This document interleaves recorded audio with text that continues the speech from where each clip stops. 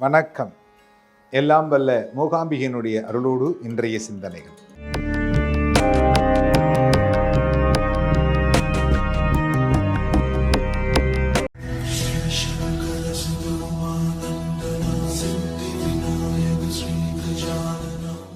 பஞ்சகிரி அப்படின்னு சொல்லி ஒரு ஆலயம், சிவாலயம். பராசர முனிவர் சூரியன் வழிபட்ட மிக பழமையான ஆலயம். இந்த ஆலயத்தினுடைய சிறப்பு என்ன? குழந்தைகள் படிக்க வேண்டும் அப்படின்னு நினைக்கிறவங்க சரஸ்வதி அம்மனை வழிபாடு செய்வார்கள், ஹயக்ரீவரை வழிபாடு செய்வார்கள்.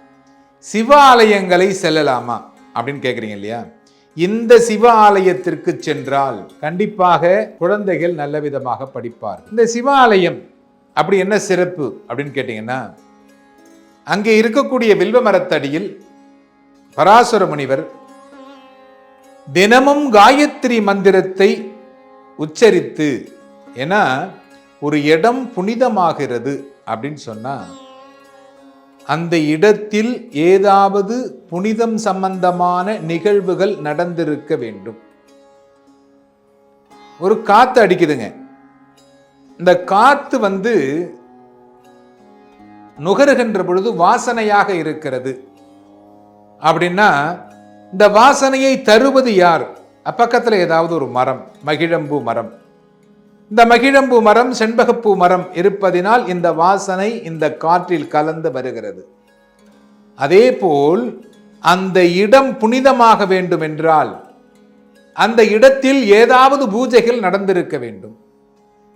இல்லை, இறைவனுடைய பாத திருவடி அந்த இடத்திலே பட்டிருக்க வேண்டும் இல்லையா? அப்படித்தான் அந்த இடம் புனிதமாகப்படுகிறது. பல 100 லட்சம் காயத்ரி ஜபத்தை அந்த ஆலயத்திலே செய்து சிவபெருமானை வழிபாடு செய்தார்கள். அதனால் சுயம்புவாக அந்த இடத்திலே சிவபெருமான் தோன்றி அருள்பாலித்துக் கொண்டிருக்கிறார். காயத்ரி மந்திரம் உபதேசம் பெறுகின்றவர்கள், காயத்ரி என்கின்ற பொழுது இந்த காயத்ரி மந்திரத்தை பிழையில்லாமல் நீங்கள் எந்த மந்திரம் உபதேசம் வாங்கினாலும் அந்த மந்திரத்தை பிழையில்லாமல் அந்த ஆலயத்திலே சென்று வலம் வந்து கூறினீர்களேயானால், ஒரு தடவை கூறினால் பல தடவை கூறியதனுடைய பலன் உங்களுக்கு கிடைக்கும். இந்த ஆலயத்தினுடைய சிறப்பு அப்படிங்கிறது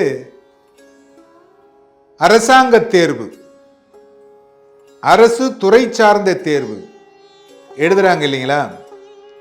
இவங்களெல்லாம் வெற்றி அடைவதற்காக இந்த ஆலயத்திற்கு சென்றால் கண்டிப்பாக உங்களுக்கு வெற்றி என்பது கிடைக்கும்.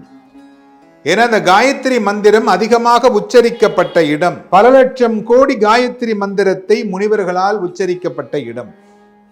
அந்த இடத்திற்கு நீங்கள் சென்றால் கண்டிப்பாக அதனுடைய பலன் உங்களுக்கு கிடைக்கும். 3 நதிகள் சங்கமிக்கின்ற இடம் அந்த ஆலயம் அமைந்திருக்கிறது. அந்த ஆலயத்திற்கு சென்று இந்த காயத்ரி மந்திரத்தை ஒரு முறையாவது பிழையின்றி கூறி உங்களுடைய வாழ்நாளில் வெற்றிகளை குவிப்பதற்கு அந்த இறைவன் உங்களுக்கு அருள வேண்டும். எல்லோரும் இன்புற்றிருக்க சுவாமிநாத சுவாமியை பிரார்த்தனை செய்கிறேன்.